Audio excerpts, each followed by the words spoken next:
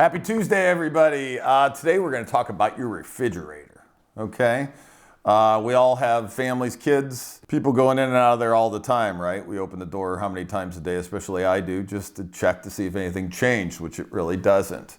But what we do need to change in the refrigerator is the water filter. Most refrigerators now come with a water filter and water and ice coming out of there. They tell you to at least change them every 6 months to a year. I'm going to tell you maybe even sooner than that. But here's the tip for you today. You don't necessarily have to get the brand name filter for your brand name fridge. I get the knockoffs, again, off of Amazon, and I'll buy 3 for the same price as my brand would cost online. And then I just change them out every 3 to 6 months.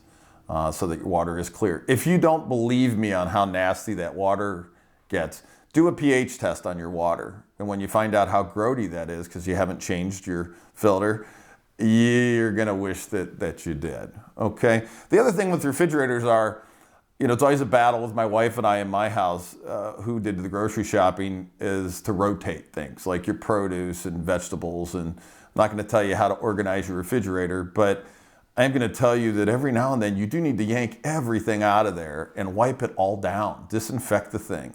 There is bacteria in every fridge on the planet. I'm a germaphobe, so, I keep up on those type of things because it kind of grosses me out.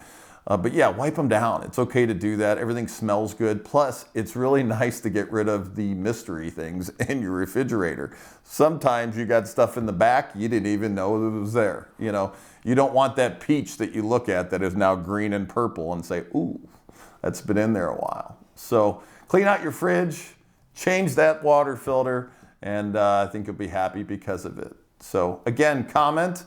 If you got anything to comment on, ask me questions. We'll get back to you. Thank you, and we'll see you next Tuesday.